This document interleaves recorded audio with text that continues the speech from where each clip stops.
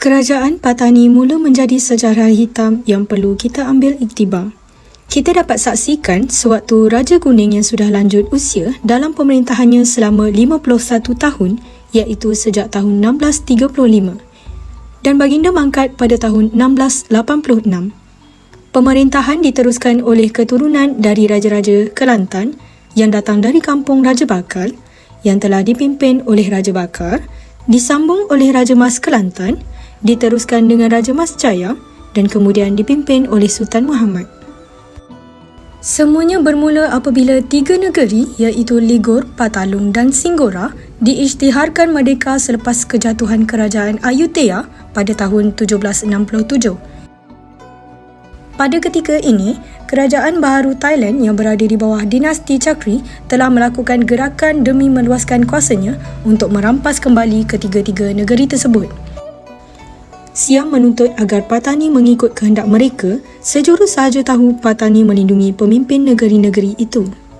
Sultan Muhammad dipaksa untuk memberi bantuan kepada Siam sewaktu menentang Siam.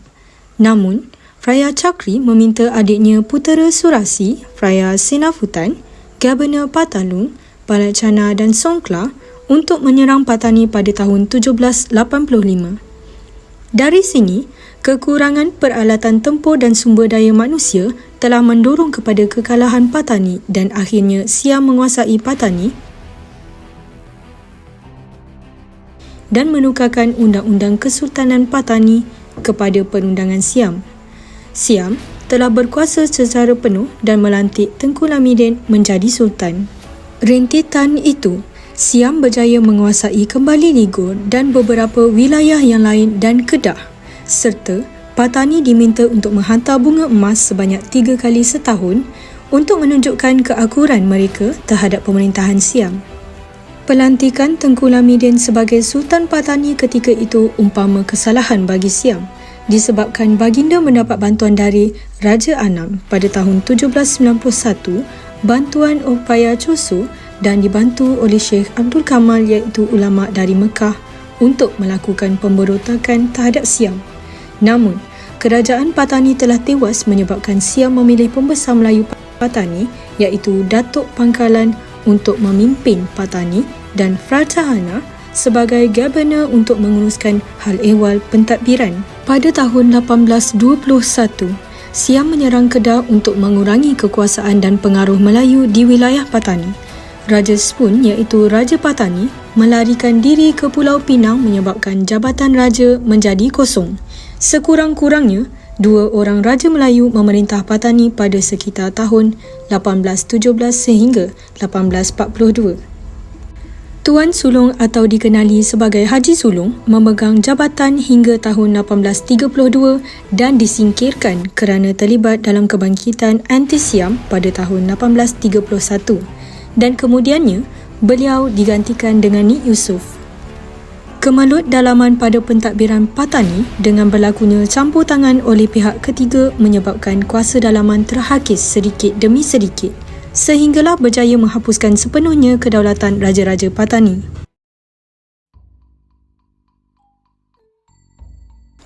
Peristiwa pahit yang dihadapi oleh kerajaan Patani sangat sukar untuk dihadapi walaupun pelbagai usaha telah dilakukan untuk mendapatkan kembali kedaulatan mereka. Sultan Abdul Qadir Kamaruddin yang merupakan Sultan terakhir Patani pernah cuba berunding dengan British untuk mendapatkan kembali kekuasaan orang Melayu di tanah Patani.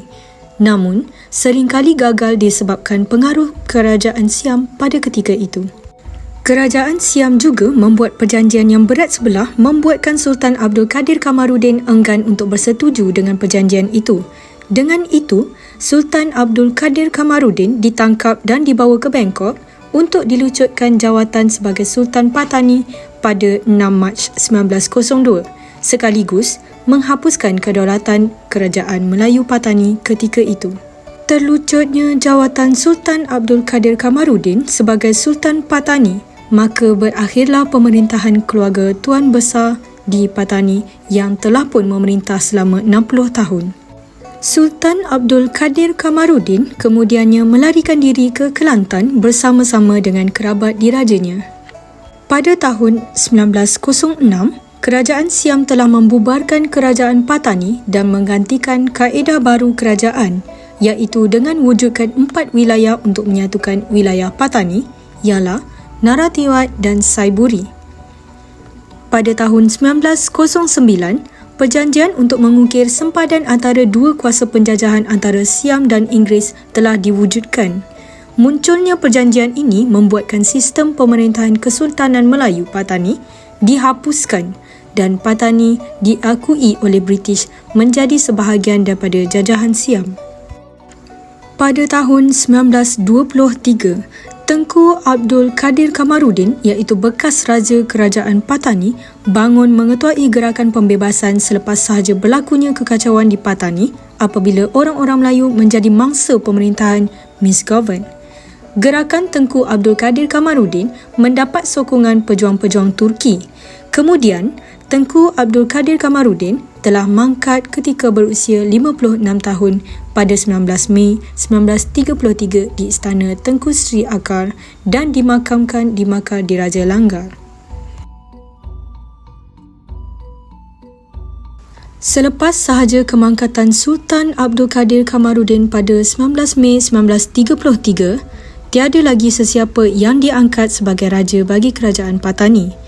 Namun demikian, Sultan Abdul Kadir Kamaruddin mempunyai anak-anak hasil perkahwinan baginda dengan Tengku Mariam Tengku Kembang Puteri binti almarhum Sultan Ahmad atau yang lebih dikenali sebagai Tengku Puteri pada 1891. Mereka dikurniakan 3 orang zuriat iaitu Tengku Ahmad Zainal Abidin atau dikenali sebagai Tengku Sri Akbar Diraja, Tengku Mahmud Mahidin, Tengku Besar Zubaidah, Tengku Yusof Nuruddin, Tengku Rauzah, Tengku Kamariah dan Tengku Yah, iaitu Rahmah.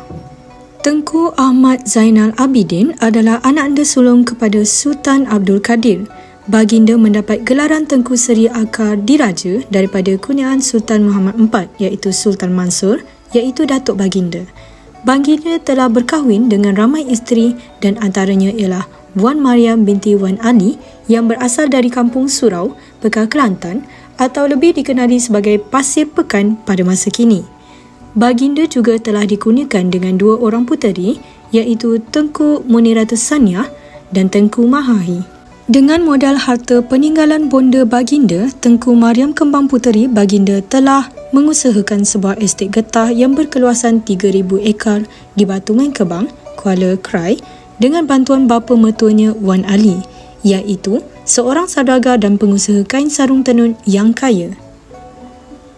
Selepas sahaja kemangkatan baginda pada tahun 1950-an, baginda telah meninggalkan harta pusaka anggaran 2 juta ringgit dan sebahagian besar estet batu Mengkebang kepada 2 orang puterinya dan mewasiatkan supaya dimakamkan di Kampung Surau, Pasir Pekan. Tengku Mahmud Mahidin dilahirkan pada sekitar 1870-an. Baginda telah dihantar ke Turki untuk melanjutkan pengajian pada tahun 1920-an disebabkan ayahandanya mempunyai hubungannya akrab dengan kerajaan Turki. Baginda pernah terlibat dalam kegiatan pembebasan tanah Melayu Patani dengan menyertai ayahandanya melawan cengkaman Siam bermula pada tahun 1939. Baginda juga berpangkat Major dalam pasukan Force 136 di bawah British dan mengetuai Melayu Patabi untuk membuat rayuan bagi menggabungkan 4 wilayah Melayu Patani dengan Tanah Melayu. Pada mulanya, British bersetuju dengan cadangan baginda, namun berlaku sebaliknya apabila ancaman komunis berlaku di Tanah Melayu pada tahun 1948. Untuk mengelakkan identiti baginda diketahui oleh British dan Kerajaan Siam, Tengku Mahmud telah menukar nama keturunannya kepada Wan yang merujuk kepada kerabat Kerajaan Melayu Patani dan tidak lagi menggunakan gelaran Tengku.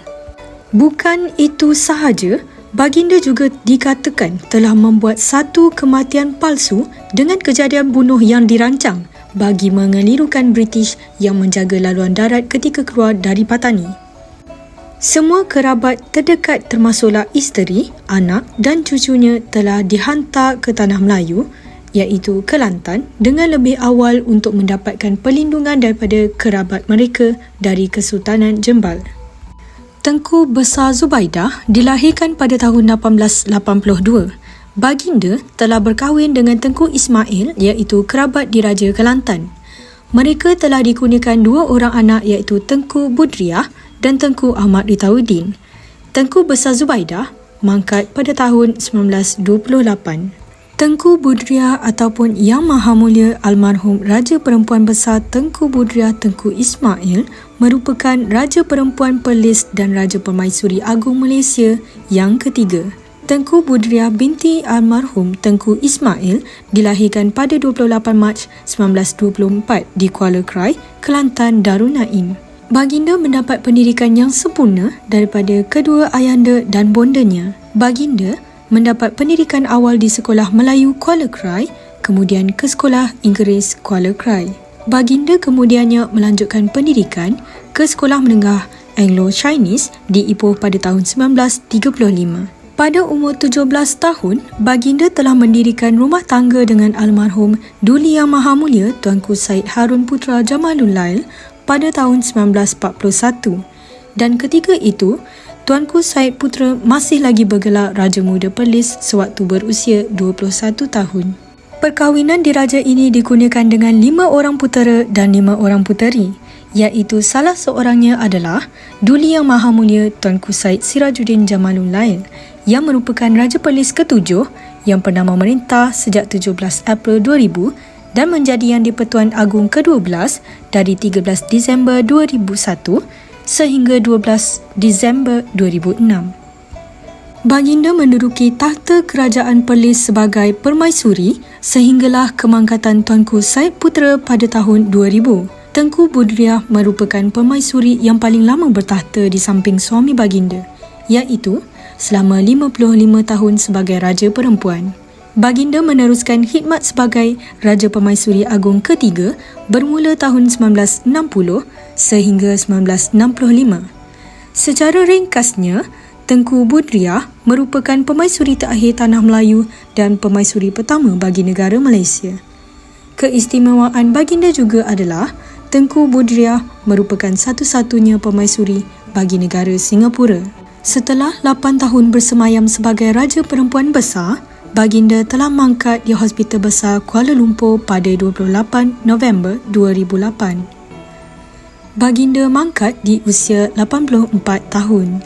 Kemangkatan baginda telah diumumkan oleh Menteri Besar Perlis Datuk Seri Dr. Mat Isa Sabu. Yang Berhormat Mulia Tengku Sri Mara Raja Tengku Tan Sri Ahmad Ritauddin bin Tengku Mir Haji Ismail dilahirkan pada 24 Januari 1932. Beliau merupakan seorang ahli politik Malaysia yang memegang jawatan pengerusi Lembaga Disiplin UMNO dan pernah memegang jawatan Menteri Pertahanan dan Menteri Luar Negeri pada tahun 1978. Sebelum tewas pada pilihan raya umum 1990, beliau pernah menjadi ahli Parlimen Kota Baru selama 5 penggal dari tahun 1965. Terdapat juga perkhabaran yang dikeluarkan oleh Astro Awani bahawa cucunda Sultan Tengku Abdul Kadir Kamaruddin Shah, Tengku Rakiah, Tengku Muhammad telah mangkat di Bangkok pada usia 96 tahun dan telah disahkan oleh anaknya sendiri, Tengku Ali, salah seorang daripada 5 anak Allahyarham Tengku Rakiah yang terdiri daripada 3 lelaki dan 2 perempuan. Kesimpulannya, Patani sememangnya berada di bawah pemerintahan Kerajaan Islam Patani. Namun, senario politik dan pemerintahan di Patani berubah semenjak kekuasaan Kerajaan Siam di negeri terbabit. Kini, Patani telah menjadi wilayah selatan negara Thailand yang terdiri daripada Patani, Yala, Narathiwat, Setul dan sebahagian Songkhla. Dapat diperhatikan, acap kali Kerajaan Patani diserang Siam sejak awal tahun 1603. Namun, kedaulatan Patani masih mampu dipertahankan. Semua ini kerana Kerajaan Patani pernah menjadi kerajaan yang kuat dan berdaulat.